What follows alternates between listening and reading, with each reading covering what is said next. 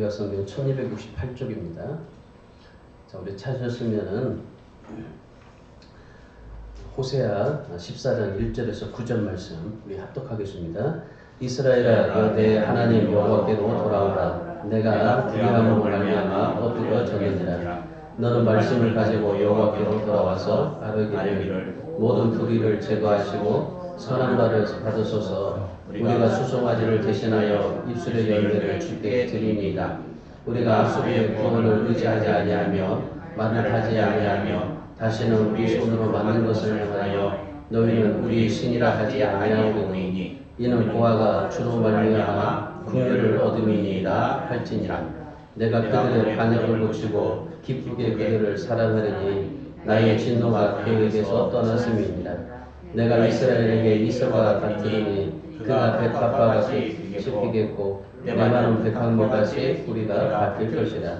그의 가지는 퍼지며 그의 아름다움은 감람나무와 같고 그의 향기는 레바논 백합목 같으리니 그 그늘 아래에 거주하는 자가 돌아올지라. 그들은 곡식같이 풍성할 것이며 포도나무같이 꽃이 필 것이며 그 향기는 레바논의 포도주같이 되리라. 에브라임의 말이 내가 다시 우상과 무슨 상관이 있으리요 할지라. 내가 그를 돌아보아 대답하기를 나는 푸른 잣나무 같으니 내가 나로 말미암아 열매를 얻으리라 하리라. 누가 지혜가 있어 이런 일을 깨달으며 누가 총명이 있어 이런 일을 알겠느냐. 여호와의 도는 정직하니 의인은 그 길로 다니거니와 그러나 죄인은 그 길에 걸려 넘어지리라. 아멘. 자, 우리가 봉독한 말씀 같이 함께 읽었던 말씀 중에 5절 말씀에서 우리 7절 말씀을 다시 한번 좀 같이 읽습니다. 5절에서 7절 시작. 내가 이스라엘에게 이슬과 같으리니 그가 백합과 같이 피겠고 레바논 백합목같이 뿌리가 바뀔 것이라. 그의 가지는 퍼지며 그의 아름다움은 감람나무와 같고 그의 향기는 레바논 백합목 같으리니 그 그늘 아래에 거주하는 자가 돌아올지라. 그들은 곡식같이 풍성할 것이며 포도나무같이 꽃이 필 것이며 그 향기는 레바논의 포도주같이 되리라. 이것이 하나님의 은혜입니다. 하나님의 은혜인데 하나님의 은혜는 우리에게 여러 가지 모습으로 나타납니다. 하나님께서는 때로는 이 강한 바람같이 임하시기도 하고 불의 혀같이 임하시기도 하고 그래요. 사도행전 2장 1절에서 2절의 말씀해 보시면은 이 강한 바람같이 불의 혀같이 그렇게 임한다고 말씀을 합니다. 우리가 하나님 앞에 여러 가지로 많은 그런 삶을 살아갈 때 신앙생활할 때 하나님의 은혜가 우리에게 많은 것들을 임하게 되는 것들을 보게 될 수 있어요. 지난달에 우리 14호 태풍이 있었잖아요. 찬투가 지나갔잖아요. 그때 바람이 엄청나게 불었어요. 얼마나 불었는지 막 날아갈 정도로 그렇게 불었는데, 그리고 바람을 보세요. 바람이 보입니까? 바람이 보이지가 않아요. 그런데 힘이 강하잖아요. 얼마나 센지 몰라요. 마찬가지예요. 성령이 보입니까? 성령이 보이지가 않아요. 근데 성령의 능력이 정말 이 바람과 같이 태풍과 같이 너무나 강해요. 우리 장로님 오늘 제가 이걸 못했어요. 말씀을 내가 못해서 거기다가 제목을 좀 집어넣어 주시면 돼요. 그것만 좀 틀어주세요. 오늘 말씀을 좀 찾아볼 수 있도록 하겠습니다. 생각해보니까 그걸 안 했네. 바람이 보이지 않지만은 그런데 강하듯이 성령께서도 보이진 않지만은 강하다는 겁니다. 우리가 하나님의 은혜를 생각할 때 우리가 기억해야 될 것이 하나가 있어요. 그게 뭐냐면요. 하나님의 은혜는 불같이 바람같이 비같이 이렇게 넘치기도 해요. 그런데 우리가 성경을 읽다 보면은 이런 은혜와 역사는 일시적으로 임해요. 근데 하나님의 은혜에서 우리가 정말 좀 중요하게 여겨질 것이 하나가 있는데 그게 뭐냐면은 오늘 본문에서 우리가 공독했던 말씀처럼 이슬 같은 은혜예요. 그러니까 하나님께서 성령께서 강하게 우리에게 역사할 때가 많아요. 기도하면 응답받고 또 우리가 여러 가지 은사 받고 불러 할 수도 있어요. 근데 이런 것들이 우리에게 일시적으로 좀 오는데 우리가 정말 하나님의 은혜를 가지고 하나님의 은혜 속에서 삶을 살아가려면 어떻게 해야 하면 좋을까라는 것을 우리가 생각해 보면은 말씀을 우리가 참 좀 집중하시면 좋아요. 여러분 우리에게 필요한 게 뭐냐면요. 정말 그런 것도 필요해요. 불같은 강한 바람 같은 비 같은 그런 강한 하나님의 성령의 은혜 역사도 우리에게 필요하지만은 그런데 우리에게 늘 하나님 앞에 삶을 살아갈 때 이슬과 같은 은혜 이것이 우리에게 정말 필요한 겁니다. 여러분 이슬이 언제 내립니까? 이슬은 날마다 내려요. 그리고 늘 이 밤에 내리잖아요. 그러니까 이슬을 항상 내려요. 우리가 새벽을 거쳐서 아침을 보면은 우리가 뭐 아침을 보면은 뭐 이슬이 맺혀 있는 걸 못 보잖아요. 근데 새벽에 보면은 거의 이슬이 맺혀 있어요. 그러니까 이슬은 항상 날마다 내려. 이스라엘 백성들이 만나를 먹었잖아요. 매일마다 만나를 먹었습니다. 매일마다 만나를 먹었듯이 오늘 우리가 하나님 앞에서 살아야 될 정말 하나님 앞에 은혜를 추구해야 될 것은 바로 이거예요. 이슬 같은 은혜. 우리에게 날마다 매일마다 내릴 수 있는 하나님의 은혜. 여러분 이슬은 초목이나 오곡백과가 자라는 데 있어서 햇빛과 비도 필요하지만은 그런데 더 필요한 게 뭐냐면은 바로 이슬이에요. 이슬 때문에 초목이나 오곡백과가 자랄 수 있게 되어지는 겁니다. 그래서 성경은 이슬 같은 은혜를 중요하게 말씀하고 있어요. 신명기 32장 2절의 말씀에 보면은 내 교훈은 비처럼 내리고 내 말은 이슬처럼 맺힌다라고 말씀을 해요. 잠언서 19장 12절의 말씀에 보시면은 그 은택은 풀 위에 이슬 같다라고 말씀을 해요. 그러니까 신명기 32장 2절 말씀이나 잠언 19장 12절 말씀이나 무슨 말입니까? 하나님의 은혜가 이슬처럼 맺힌다. 하나님의 은택이 이슬 같다. 그렇게 말씀을 해요. 그리고 신명기 33장 13절의 말씀에 보면 야곱이 아들들을 축복기도 해줘요. 한 사람 한 사람마다 다 축복기도 해줘요. 근데 요셉에게 무슨 기도를 해주냐면요.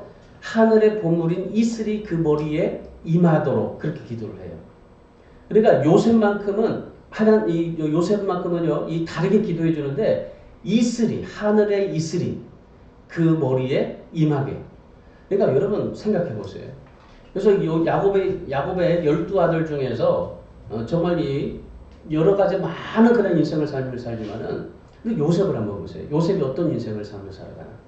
요셉의 인생은 정말 파란만장하잖아요. 모든 것들이 다 힘들고 어렵고 답답하고 내가 하나님을 열심히 믿었는데 왜 나에게 이런 일이 생기고 또 내가 하나님을 온전히 의지하고 하나님 앞에 믿음으로 살았는데 왜 내가 이렇게 감옥에 가야 되고 왜 오해를 받게 되고 내가 이렇게 이런 삶을 살아가야 되나 라는 그런 싶은 심정으로 요셉이 살아요. 그런데 요셉에게 어떤 은혜가 임합니까? 매일매일마다 하나님의 함께 하심의 은혜가 임해요. 여러분 요셉이 하나님 앞에 그렇게 삶을 살 수 있었던 것은 아버지가 그에게 그렇게 축복해 주신 거예요. 하늘의 보물인 이슬이 그 머리에 임하도록 기도해 줬기 때문에 그래요. 그러니까 요셉이 그렇게 삶을 살아요. 정말 힘들고 어렵고 답답해도 늘 하나님의 은혜 속에서 강하게 하나님 앞에 믿음을 가지고 삶을 살아가게 됩니다. 이것이 이슬 같은 은혜예요. 하나님의 은혜. 우리가 하나님의 은혜를 우리가 추구하는데 여러 가지 은혜를 추구할 수 있습니다. 그러나 오늘 이 본문의 말씀을 통해서 오늘 우리가 정말 이슬 같은 은혜를 여러분이 좀 추구하시고 이슬 같은 은혜를 여러분이 하나님 앞에서 받고 늘 하나님 안에서 정말 더욱더 믿음으로 살아갈 수 있는 삶이 되기를 주님의 이름으로 축원합니다. 우리가 신앙생활 할 때요. 이슬 같은 은혜가 필요한 거예요. 성령의 강한 바람, 소낙비, 불도 필요하지만은 한 걸음 더 나가서는 우리가 이슬 같은 은혜로 살아가는 것이 무엇보다도 더 중요하다라는 겁니다. 그래서 우리가 날마다 하나님의 이슬 같은 은혜를 받고 살아갈 수 있어야 되는 거죠. 그래서 오늘 저와 여러분이 여러분의 그런 모든 심령이 모든 삶이 이슬 같은 성령의 은혜를 받아서 날마다 받아서 이스라엘 백성들에게 광야 동안에 매일 만나가 내리듯이 여러분 삶 속에서도 정말 오늘 이 시대에 이슬 같은 은혜가 여러분 속에 날마다 맺혀서 여러분의 삶이 윤택해질 뿐만 아니라 열매 맺는 신앙이 되기를 주님의 이름으로 축원합니다. 오늘 본문은 호세아서의 결론 부분입니다. 호세아서에 여러 가지 많은 그런 말씀을 했어요. 13장까지. 그 호세아에 흐르는 전체적인 주제는 뭐냐면은 구원과 사랑이에요. 이 구원과 사랑에서 이제 마지막 결론으로 14장에서 말씀을 하는데 하나님께서 사랑할 수 없는 이스라엘의 백성들을 정말 죄가 있어서 그 죄로 말미암아 이스라엘 백성들을 사랑할 수 없음에도 불구하고 그런데 그를 버릴 수 없었던 그 하나님의 사랑을 기록해 주고 있습니다. 그 14장 전체가 그런 맥락에서 이루어지는데 그런데 오늘 이 14장에서는 결론 부분으로 이렇게 말해요. 어떤 걸 말합니까? 이슬 같은 은혜를 말합니다. 하나님 앞에서 이슬 같은 은혜를 받고 살며 살아가자. 하나님께서 친히 뭐라고 말씀하십니까? 오늘 하나님께서 내가 이슬 같다고 그래요. 내가 이슬 같다.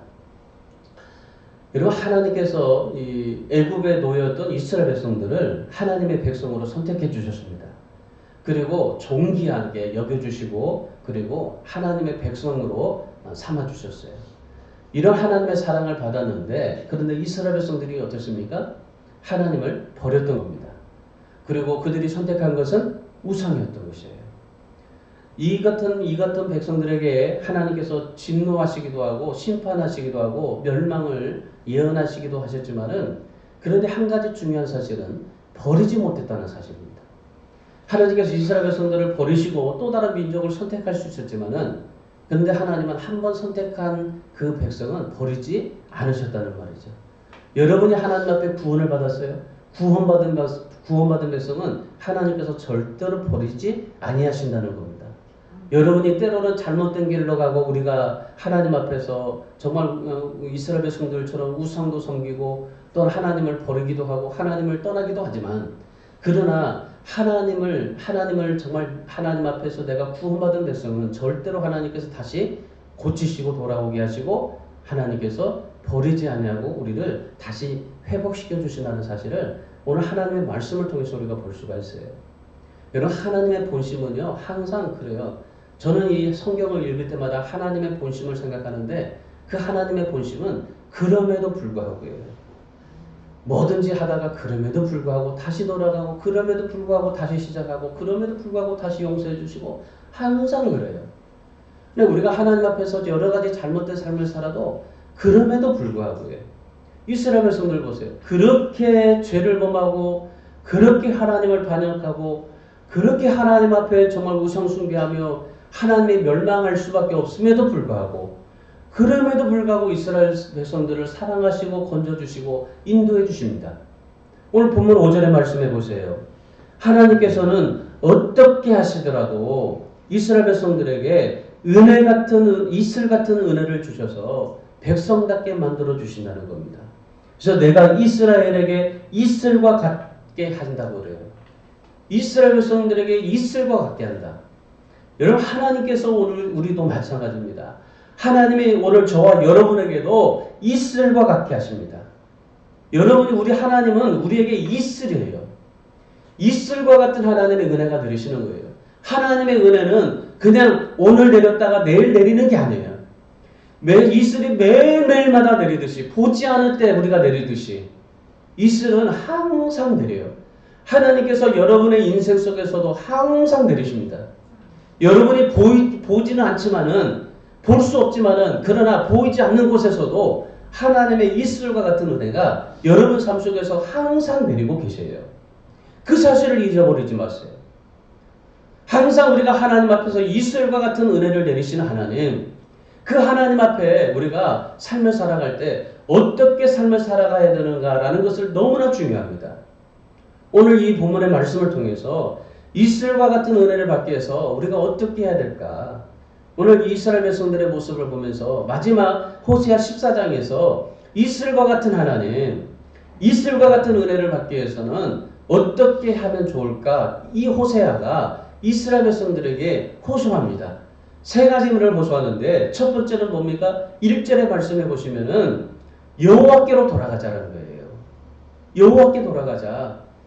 하나님은 이슬과 같은데 이슬과 같은 은혜를 우리가 날마다 부어주시는데 그 이슬과 같은 은혜를 하나님 앞에 힘입기 위해서는 우리가 하나님 앞에 돌아가자. 호세아 선지자의 마지막 외침은 바로 그거예요. 여호와께 돌아가자. 어떻게 돌아가자라고 말합니까? 2절과 3절의 말씀을 보세요. 2절 말씀을 다시 한번 읽어보겠습니다. 2절 말씀 시작. 너는 말씀을 가지고 여호와께 돌아가서 하기를 그래요. 하나님께로 돌아가자는데 그냥 하나님께 돌아가는데 그냥 우리가 무턱대고 그냥 하나님 앞에 돌아가자. 이스라엘과 같은 은혜를 주신 하나님, 그 하나님 앞에 그냥 돌아가면 되지라고 생각해요. 우리가 죄를 짓고 여러 가지 많은 어려운 문제 가운데서 하나님 앞에 정말 이 이스라엘 백성들처럼 우상 숭배를 범하고 하나님 앞에 정말 심판받을 수밖에 없는 그런 상황 속에서 우리가 하나님 앞에 돌아가자 그래요. 근데 그냥 돌아가는 게 아니에요. 여러분 탕자를 보세요. 탕자가 다시 돌아갈 때 어떻게 말합니까? 아버지에게 내가 종이 되겠습니다라고 그렇게 고백하면서 돌아가잖아요. 여러분 우리가 하나님 앞에 돌아갈 때는 반드시 그래요. 그냥 무조건 하나님 앞에 돌아가면 되지, 우리가 회개하고 용서하면 되지, 용서받으면 되지 라고 생각하는데 여러분 아니에요. 하나님께 돌아가는데 뭘 가지고 돌아가야 돼요? 말씀을 가지고 돌아가야 돼요. 이제는 하나님 앞에 돌아가서 말씀대로 하나님 앞에 삶을 살겠다라고 고백하면서 그 말씀을 가지고 돌아가는 거예요. 말씀을 가지고 돌아가고, 그리고 뭐라고 말합니까? 선한 마음과 입술의 열매를 가지고 돌아가자. 3절에서는 더 이상 이방 나라를 의지하지 아니하고 이방신을 버리고 고아처럼 마음을 새롭게 하고 간절한 심령을 가지고 돌아가자. 돌아가는데 어떻게 돌아가요? 이렇게 돌아가자.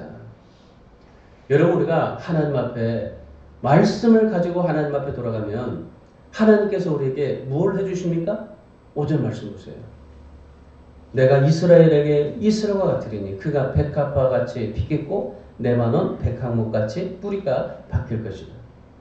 우리가 하나님 앞에 말씀을 가지고 하나님 앞에 돌아가면 하나님께서 백합꽃같이 그 영광을 회복시켜 주시고 백항목같이 다시 뽑히지 아니하도록 하나님께서 해주시겠다 말씀을 하십니다. 여러분 우리가 하나님 앞에 돌아가는데 중요한 건 그거예요. 우리가 늘 하나님 앞에 돌아가야.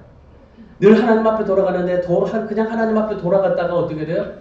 그냥 돌아갔다가 우리가 그 돌아가서 또다시 우리가 하나님 앞에 범죄하고 삶을 살아가게 되는 겁니다. 그래서 여러분 우리가 진짜 하나님 앞에 돌아가면 말씀을 가지고 하나님 앞에 돌아가면 하나님께서 어떻게 해주세요? 우리에게 영광을 회복시켜 주시고 다시 뽑히지 아니하도록 하나님께서 우리를 도와주시고 인도해 주시겠다 말씀을 하시는 겁니다. 여러분 여기에 우리가 붙잡아야 될 중요한 말씀이 있어요. 그것이 뭐냐면요. 우리가 어디를 갔더라도 우리의 모습이 어디까지 타락했을지라도 하나님께 말씀을 가지고 돌아가기만 하면은 이슬 같은 은혜로 새로운 삶을 우리가 살 수 있다라는 것입니다. 제가 이 탈북자 어떤 자매의 간증을 들었는데 참이 참 감동이 좀 됐어요. 이분이 좀 50대 한 중반이 됐어요. 이 굶주림에 참지 못해서 일가족 7명이 압록강을 넘어서 중국으로 간 겁니다. 그래서 중국에 가가지고 산속에서 운막을 쥐고 살았어요. 근데 삶을 살았는데 어떻게 삶을 살았냐면 그분이 표현하기를 짐승처럼, 그야말로 참 짐승처럼 삶을 살았대요. 뭐 가지고 간 게 아무것도 없잖아요. 그냥 맨몸으로 그냥 탈북을 했으니까. 그래서 그 중국의 산속에다가 운막을 쥐고 짐승처럼 살았는데 그때 이 선교사님을 만난 거예요. 한국에 있는 선교사님을 만난 거예요. 한국에 있는 선교사를 만나가지고 17가족이 예수님을 영접한 겁니다. 예수님을 영접하고 나서 한국으로 가겠다 그렇게 얘기하니까 이 한국의 선교사님이 그럼 한국에 갈 수 있는 길들을 자세하게 이제 설명을 해준 거예요. 그래서 그렇게 얘기를 한 거예요. 공안이 여권을 달라고 할 때 당황하지 말아라. 그리고 M국을 지날 때는 밀림의 독사를 조심하고 C국을 지날 때는 쥐레를 조심해라. 마지막에 이제 T국에 갈 때에는 강을 건너게 되는데 그 강을 건널 때 주머니에다가 돌을 넣고 돌을 넣어서 건너라. 그렇게 얘기한 거예요. 그래서 이 일가족이 무사히 T국까지 왔어요. 이제 강을 건너야 되잖아요. 이 강을 건너는데 굉장히 위험했다는 겁니다. 이 모두가 다 손을 잡고 이제 강을 건너는데 그런데 이 강이 얼음처럼 차가워요. 이게 물이 차갑고 또 깊어요. 또 깊다 보니까 이 강물의 물살이 막 센 거예요. 이 강 가운데 이제 들어갔는데 그 강 가운데 들어가니까 물살이 얼마나 셉니까? 이 돌에 주머니를 넣고 가긴 했지만은 거의 물살이 너무 세니까 이 7명이 다 그냥 당황을 한 거예요. 그래서 야, 여기까지 왔는데 이제는 죽었구나 생각을 한 거예요. 그때 이분들이 무슨 생각을 하게 됐냐면요. 야, 이제 죽음이 이제 죽는구나라고 생각할 때 그때 선교사님이 당부했던 말이 기억이 난 거예요. 뭐라고 얘기했냐면은 항상 이 말을 당부했어요. 그리고 이제 이 선교사님이 이제 그 한국으로 돌아가기 전에 수없이 이제 훈련을 시키고 또 이제 그 여러 가지 많은 그런 과정 속에서 이제 똑같은 일들을 이제 경험하게 하고 그렇게 훈련을 시켜서 보낸 거예요. 이 선교사님이 뭐라고 얘기했냐면 이렇게 얘기했어요. 강을 건널 때 무서움을 느끼지 말아라. 마지막 강을 갈 때 이 강이 제일 어렵다. 이 강만 넘으면 이제 자유인데 이 강을 넘을 때 무서움을 느끼지 마라. 그리고 위기가 오면 절대로 당황하지 말아라. 강을 건널 때 무서움을 느끼지 말고 그리고 당황하지 말고 이 말씀을 암송해라. 그래서 이 선교사님이 이분들에게 뭘 암송을 시켰냐면은 계속 이 말씀만 암송을 시켰어요. 이사야서 43장 1절 말씀. 이 말씀을 수백 번도 암송시켰어요. 그들의 그냥 입에서 줄줄 나올 수 있을 만큼 그렇게 암송을 시켰어요. 그런데 이분들이 그 하나님의 말씀이 암송한 것들이 생각이 나나요? 생각이 안 나요. 그러니까 늘 갈 때는 그냥 그렇게 힘들게 어렵고 한 가지 어렵게 겪으면서 넘어가면서 그 고난을 극복한 거예요. 근데 진짜 이제 강을 건너서 죽음을 이제 경험할 때, 죽음에 다다를 때, 그때 이제 이 암송했던 것들이 이제 생각나서 그 암송을 한 거예요. 그래서 그 강 한가운데서 이 7명의 가족이 암송을 한 겁니다. 야곱아 너를 창조하신 하나님께서 지금 말씀하시느니라. 이스라엘아 너를 지으신 이가 말씀하시느니라. 너는 두려워하지 말아라. 내가 너를 구속하였고 내가 너를 지명하여 불렀느니 너는 내 것이라. 내가 물 가운데로 지날 때에도 너와 함께 할 것이라. 강을 건널 때에도 물이 너를 침범하지 못할 것이라. 불 가운데 지날 때에도 너를 타지 못하게 할 것이라. 불꽃이 너를 사르지도 못하게 할 것이다. 이 말씀을 암송한 거예요.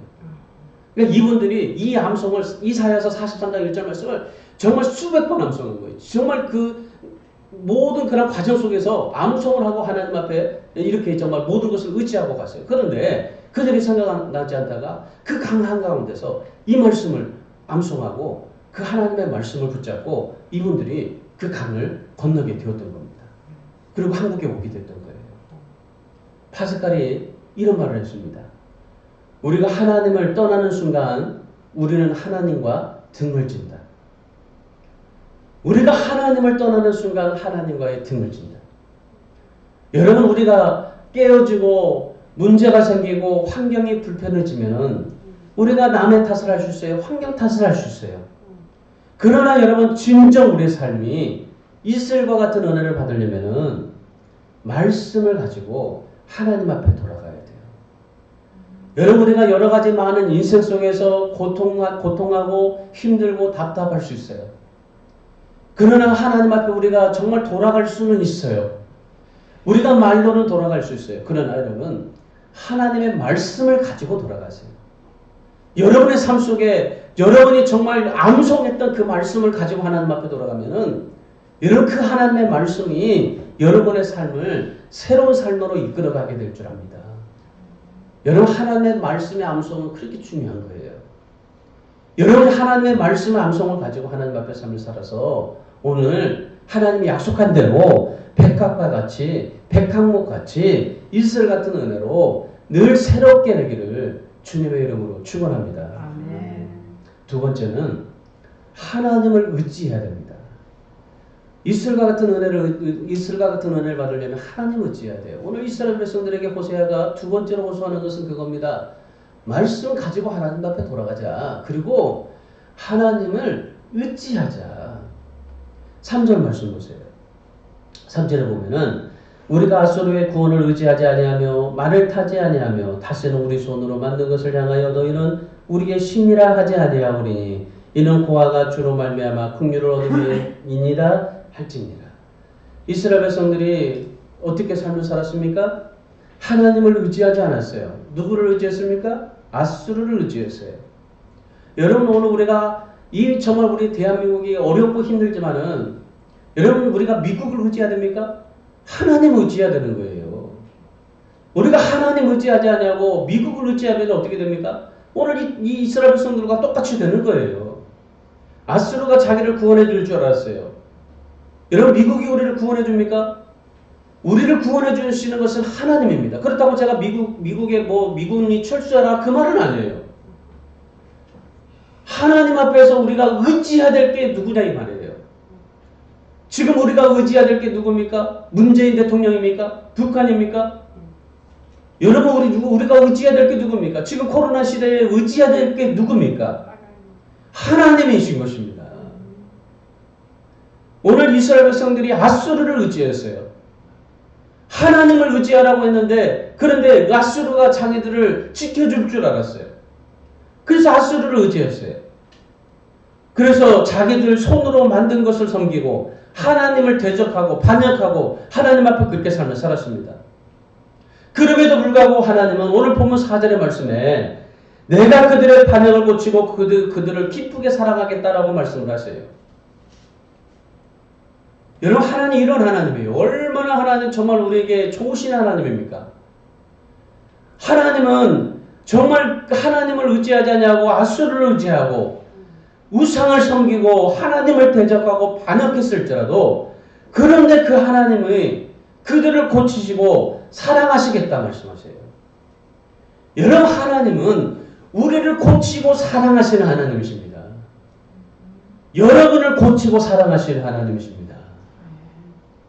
아무리 우리가 어떠한 진노를 받을 수밖에 없는 사람 가운데 우리가 하나님 앞에 어떤 삶을 살았을지라도 하나님은 고치고 사랑하시는 하나님이세요. 그 하나님을 의지하시기를 바랍니다.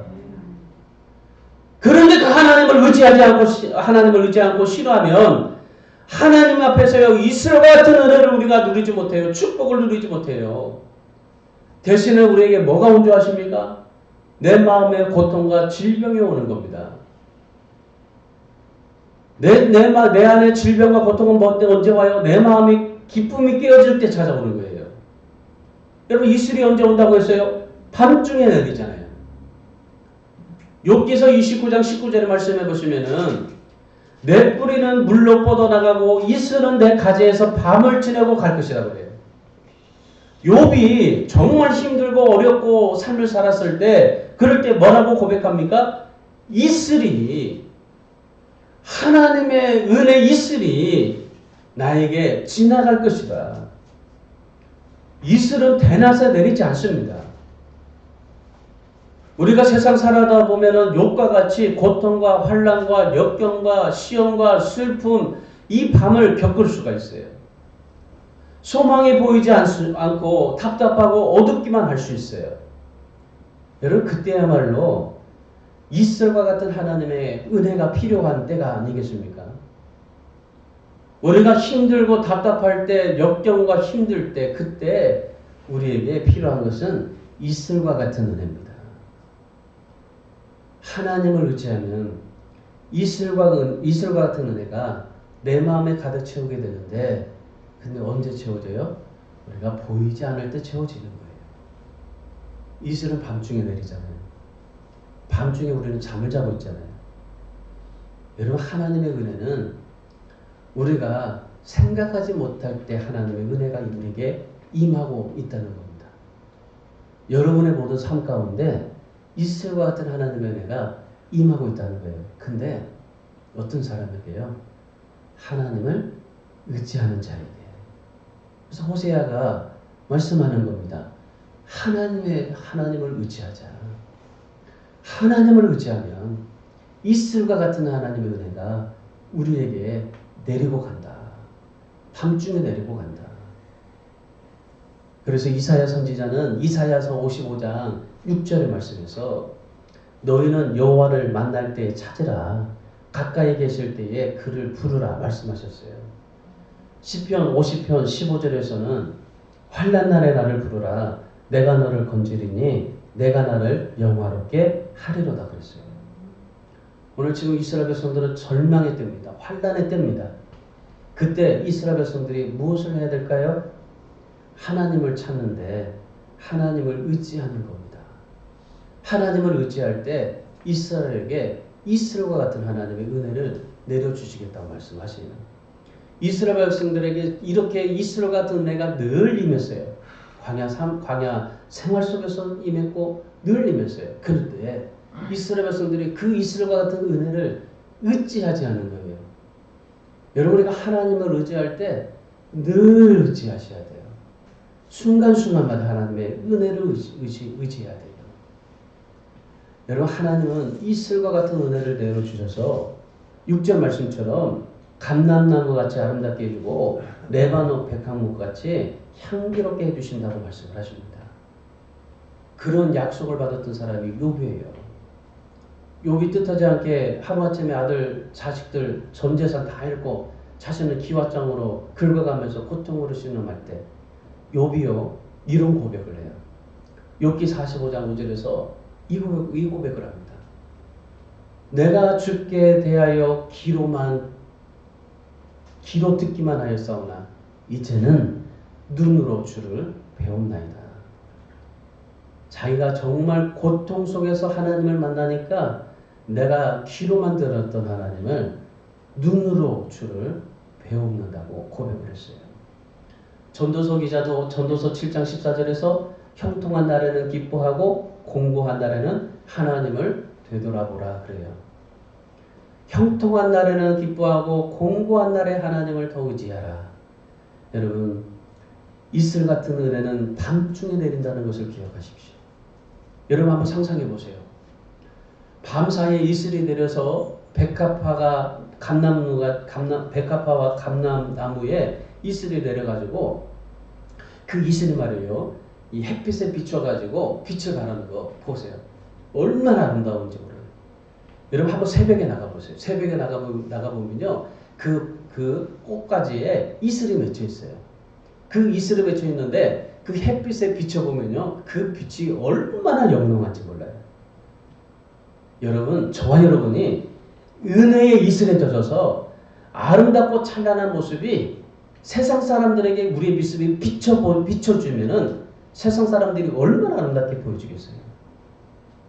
여러분 하나님 의지하시고 이슬과 같은 은혜를 받아서 여러분이 하나님의 은혜로 인해서 날마다 백합화와 감람나무 같이 정말 그 향기가 바라고 꽃이 피어지고 하나님 앞에 이슬과 같은 여러분이 은혜를 받아서 여러분을 보고 정말 아름답게 빛을 볼 수 있는 그러한 여러분의 신앙이 되고 날마다 하나님의 이슬과 같은 은혜로 여러분의 삶이 사라져가기를 주님의 이름으로 축원합니다. 아멘. 마지막 세 번째는 호세아가 강조하는 한마디 하나님과 나 사이에 막힌 것이 없게 하자. 이 말은 하나님을 온전히 믿자. 오늘 8절 말씀 보세요. 8절 말씀에 에브라임의 말이 내가 다시 우상과 무슨 상관이 있으리요? 할지라 내가 그를 돌아보아 대답하기를 나는 푸른 잣나무 같으니 내가 나로 말미암아 열매를 얻으리라. 여기 하나님께서 에브라임 사람들에게 뭐라고 말씀하시냐면은 내가 푸른 잣나무가 되어주시겠다고 말씀을 하셔요. 이 푸른 잣나무는 어떻습니까? 푸른 잣나무. 이 푸른 잣나무는 우리나라로 보면은 소나무를 말합니다. 하나님께서 소나무가 되어주시겠다고 말해요. 여러분 소나무 보세요. 얼마나 정말 이 소나무가 단단한지 몰라요. 아름다운지 몰라요. 외국 소나무와 우리 소나무는 달라요. 이 색깔 자체도 달라요. 그리고 이 피는 꽃, 그 소나무 꽃 자체가 달라요. 우리나라 소나무는 얼마나 아름다운지 몰라요. 하나님께서 우리와 하나님과 사이에 막혀 있으면은 이 은혜의 이슬이 내리지 않는다라고 말씀을 하세요. 여러분 실제로 이스라엘 백성들이 하나님과 막혀 있던 것이 뭐냐면은 그것이 우상이었던 거예요. 이 우상 때문에 이슬 같은 은혜가 내리지 않았던 겁니다. 그러니까 이스라엘 백성들이 하나님과 사이에 가로막혔던 이 우상을 제거하자는 거였었어요. 그래서 이 호세아가 이 하나님 앞에 이슬 같은 은혜를 받기 위해서는 하나님과 나 사이에 가로막혀 있는 것들을 이제는 철저하게 이제는 다 이제 없애자. 그래서 푸른 잣나무가 되어주신 하나님을 온전히 의지하자. 여러분, 하나님과 여러분 사이에 막힌 것이 있나요? 이스라엘 백성들이 우상으로 하나님 앞에 막혔는데, 여러분, 우리가 이스라엘 백성들처럼 우상이라고 여겨질 수 있는 것들을 우리가 하나님 앞에서 버릴 줄 알 수 있어야 돼요. 여러분, 하나님과 나 사이에 막혀있는 우상들을 여러분이 버리셔야 돼요. 내가 옳은 것처럼 보인다고 해도 하나님의 말씀과 대치되면은 그것이 우상이 될 수 있는 겁니다. 돈이 우상이 될 수 있어요. 자식이 우상이 될 수 있어요. 자랑이 우상이 될 수 있어요. 여러분의 명예가 우상이 될 수 있어요. 여러분, 우리가 하나님 앞에 우상이 될 수 있는 게 있어요. 내가 하나님을 온전히 의지하지 못하고 이것을 의지하고 이것을 온전히 하나님 앞에 바라보지 못했던 그 우상들이 있어요. 하나님을 온전히 의지하지 못하는 것들이 있어요. 그것이 우리에게 우상이 될 수 있는 거예요.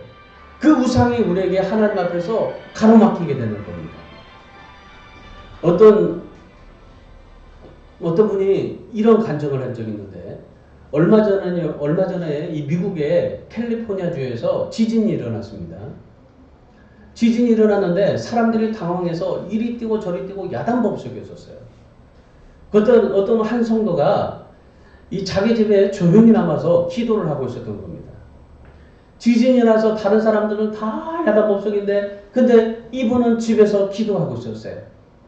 지진이 다 끝난 다음에 사람들이 그 부인에게 물어봤어요. 아니, 어떻게 지진이 일어났는데 그 위험한 상황 속에서 기도를 하고 조용히 집에서 앉아 계실 수 있냐고 그렇게 물어본 거예요. 여러분, 상상해 보세요. 지진이 났는데 여러분, 집에 앉아서 기도하고 있을 분 있습니까? 솔직하게 말해보세요. 저도 아마 지진이 일어나게 되면은 피할 수도 있을 겁니다. 근데 지진이 일어났는데, 그런데 이분이 조용히 집에 앉아서 책상에 앉아서 기도하면서 하나님 앞에 조용히 앉아 있었던 거예요. 그렇게 사람들이 어떻게 상황 속에서 그렇게 있을 수 있었습니까? 물어봤어요. 그랬더니 이분이 이런 대답을 한 거예요. 제가 너무나 정말 감동받았어요. 나는 우리 하나님께서 온 세상을 지진으로 흔들 수 있는 능력이 그 능력이신 하나님이시라는 것을 생각하면은, 지진을 일으킬 수 있는, 흔들 수 있는 하나님의 능력이 하나님에게 있다면, 그런 중에 나를 붙들어 주시는 하나님도 나의 하나님이시다. 그래서 내가 그 하나님을 온전히 믿으니까 무서워하거나 떨릴 이유가 없었다고. 지진을 일으킬 수 있는 하나님의 능력이 있는 하나님이라면, 그러면 나를 지켜주실 분도 하나님이시다는 것을 내가 믿으니까 떨릴 이유가 없었다고. 여러분, 우리가 아무리 발버둥 쳐도 때가 되면 모두가 다 죽습니다. 누구를 막론하고 어김없이 죽습니다. 그러나 예수를 믿는 우리는 영원한 천국에 들어가기로 약속되어 있는 사람들입니다. 여러분, 땅을 흔들 수 있는 하나님, 땅을 흔들 수 있는 능력이신 하나님, 그러면 그 하나님께서 오늘 코로나 가운데서도 우리를 지켜주시고 우리를 인도해 주시고 우리를 안전하게 지켜줄 수 있는 능력도 하나님 앞에 있는 줄 믿습니다. 그 하나님을 온전히 의지할 수 있는 저와 여러분이 되시기를 주님의 이름으로 축원합니다. 여러분, 우리가 위기를 당할 때, 여러분이 고통을 당할 때, 상처받고 씨름하고 울먹일 때 해야 될 것이 무엇입니까? 하나님을 온전히 믿는 겁니다. 하나님과 나 사이에 가로막혀 있는 것들을 버리고 온전히 하나님을 믿는 겁니다. 그러면 하나님께서 푸른 잣나무가 되어주시고, 정말 그 지진을 땅을 흔들 수 있는 하나님께서도 여러분을 하나님께서 곁에서 지켜주시는 하나님을 여러분이 바라보게 될 줄 믿습니다. 아멘.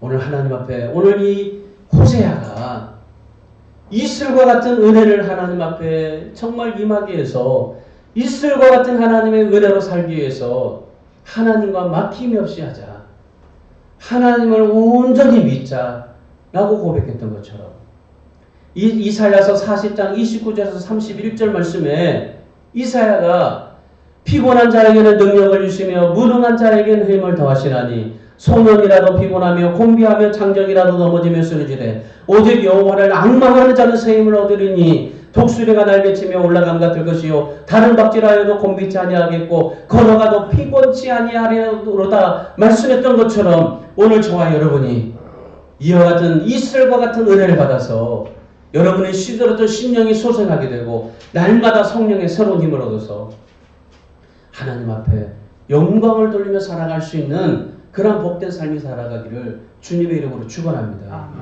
우리 사랑하는 여러분, 여러분 심령 가운데 알듯 모르듯 부어주시는 이슬과 같은 하나님의 은혜가 있습니다.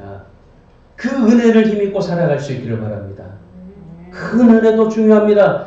그러나 내 마음속에 알듯 모르게 신비롭게 다가오시는 하나님의 이슬과 같은 은혜, 이건 우리에게 너무나 소중한 겁니다.